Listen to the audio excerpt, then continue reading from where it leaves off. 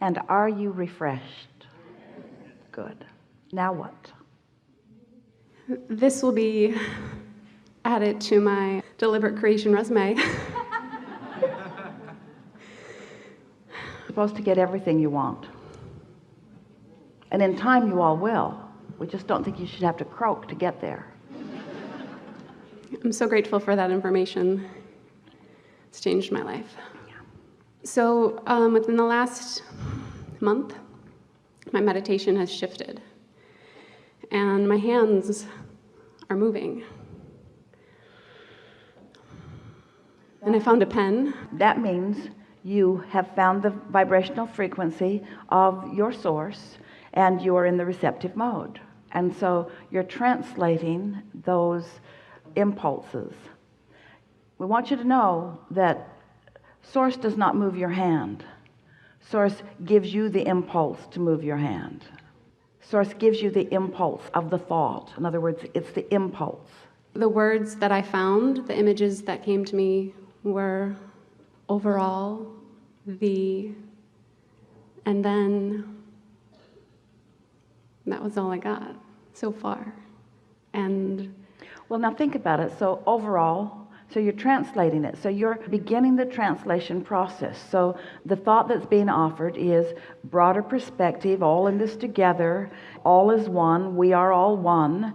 Overall is a good translation of that, don't you think? Mm-hmm. Overall? Mm-hmm. Yeah. And since it was an incomplete sentence, and I have you here, and I'm sitting here, I was wondering if that information could come through you, since you're so well-versed and practiced in...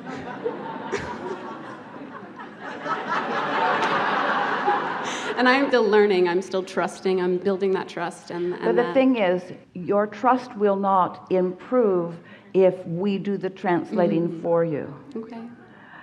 We rode all of your bicycles, you never learned. It's like that. Okay. So overall, you're doing extremely well. Be easy about it. Be playful about it. Don't make a big deal about it. This isn't something that you're supposed to do or something that you need to do. It may be something that you want to do. Get yourself in the vibrational frequency and let it flow as it will. Don't try to make it happen. Just receive it. Be in a good feeling place when you sit with the intent of receiving. And don't push it. Allow it. That's the most important thing overall. Yeah.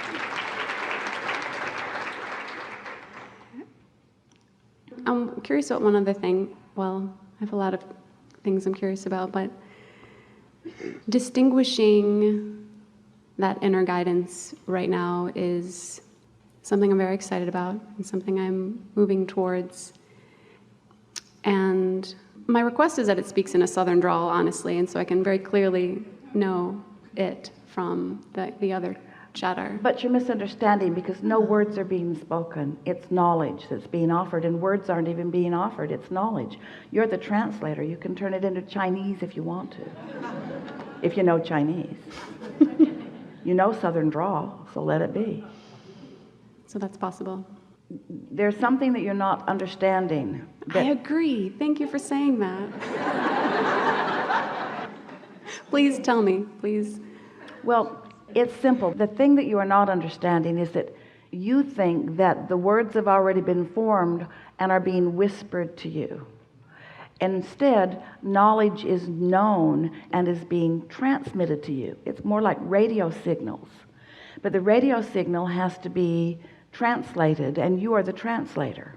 And so that's why you want to have meditated, or you want to be in a high-flying place so that your frequency is here rather than here with resistance. And then the translation will just occur to you. In other words, it's a realization. That's why we say don't try to make it happen. Sometimes people sit with the intent of receiving, but their head is all full of questions, and the question is always at a different frequency than the answer. So that's why you want to clear your mind of the question.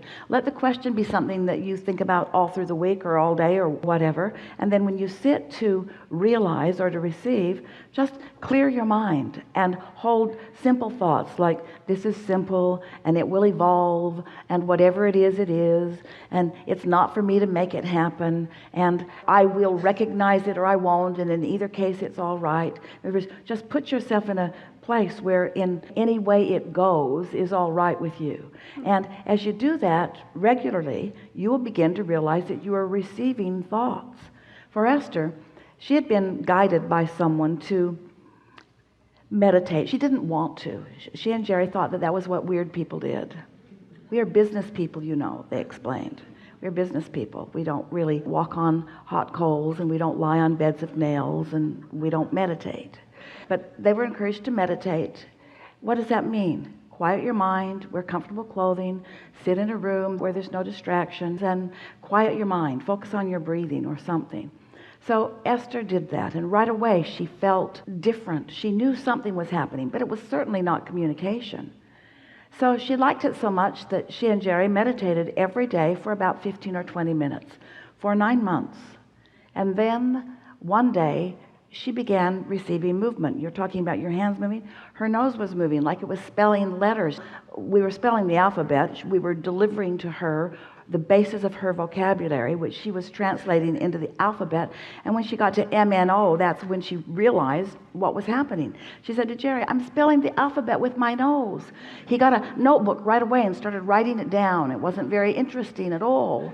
But then we began expressing to Esther in something that she could translate through letters at first, because she didn't know what to expect. She didn't know how it was going to happen. So that was the way she allowed it to happen. Let's put it that way. But it was months of us offering her blocks of thought, which she assumed were her own thought. Because when you're the translator of it, it sounds like you. It sounds like the way you put words together. And since Esther had no religious background, and we did not want her to, she had no philosophical bent that she was leaning in the direction of. Esther was as close to a sort of neutral, living happily ever after person as we have ever known. So we were able to start at the beginning with her with very simple structures that began the building of this understanding. We began talking in very general terms, and it was weeks later that Jerry began asking questions like, how does this all fit together? And we said, there are really 3 things that you want to know about. We could even call them laws.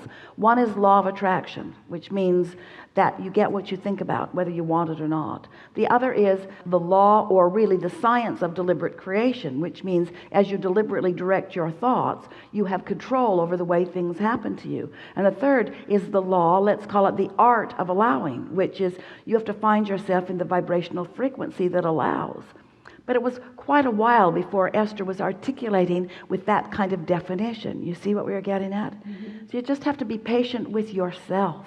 Every day Esther would say, Abraham, she said it today twice, Abraham, I want to speak clearly your meaning. I want to be in the frequency. Now she says it differently than she did then. Then she was saying in the early days, Abraham, I want to speak clearly your words.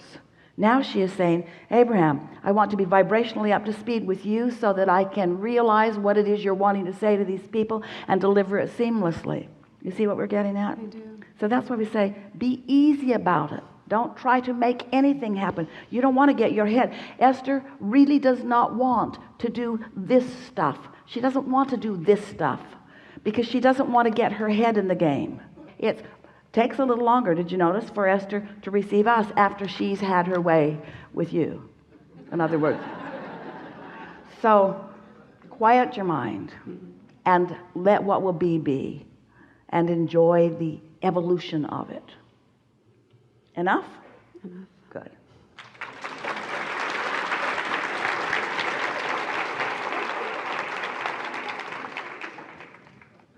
So good to be here to connect with you in this way. I have a question about something that I see. We were talking about auras before, and I've seen some auras in the past, but not consistently. What I do see... Well, there's not always something there to see. Do you always see a rainbow?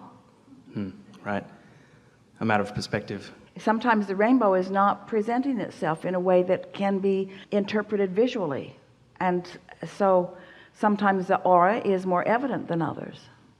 And sometimes, you're right, sometimes you are up to speed with it and therefore able to interpret it better. I guess it's a question of perspective, and I'm really interested in optics and lighting, and that's really what the rainbow is all about for our eyes. So what I see, I can best describe as, it's like a pixel. If you've ever seen a computer screen with a pixel that's broken, except this isn't broken, it's more alive than everything else around it. It's actually vivid, it sparkles and twinkles like a star. So what you're seeing is you're interpreting energy visually. This I understand. Yeah. Yeah, so I'm trying to understand what it is, because I feel good about it. I don't feel like my vision is broken. It isn't. It's enhanced. Yes, and I'm wondering, because the sense I feel is that I almost want to leap through it. It feels like an opening of sorts. Like Well, it is, but look at it this way. So here's this vortex version of whatever it is you're focused upon. And you're in this open and allowing place where you're beginning the translation. Now, earlier we were talking about how the earliest manifestations come in the form of an idea and an emotion. Well, yours are coming in the visual. Esther's very auditory. Most people are more auditory than visual. But when you are visual, that means the vibration is being seen by you. But the vision isn't coming into full fruition yet, in the same way that the manifestation isn't coming into full fruition, because you haven't practiced that frequency long enough that it will take shape. We so want you to hear this. This reality that you are all in agreement upon at one time looked to everyone like that. And now, because more are up to speed, more are looking, more are expecting, in other words, you're born able to translate more, the evolution of your species is causing that, you see. Good to know. This reality that feels so, looks so, smells so real is a vibrational interpretation. So what you're talking about is an enhanced, expanded version of that vibrational interpretation that you are translating into visual. And there is no limit to where it can go. But we want to give you this. We are so happily giving this to you. It may feel to you like this pixelated, albeit exhilarating version, that you'd like it to play out even more in the ethers and in the vision, but it's only going to go so far, and then it's going to become a manifested reality that looks real, just like everything else looks real. So you see what we're getting at? It's the beginning stages of a reality. the visual interpretation is just of that manifestation process. Yes, and it's to help you to know how it all works. How do thoughts turn to things? That's how. Okay. Through someone receiving the interpretation of it. Yeah, so it's all a matter of manifestation. It's all about becoming real, and this is just my... So let's make that an even better statement. It's all about manifestations, true enough, but let's make it even better, more accurately stated. It's all about the perception of manifestations. My perception, which is more visual, it seems. And most humans are not happy with a manifestation that only they perceive. They want everybody else to see the car in the garage too. But if you can be satisfied with your manifestation, whether it's an idea or a vision accompanied by an emotion, and you're able to maintain your joyful connection with it, it must play out in full fruition. It must. Yeah. I have one other question. It's just more of my curiosity.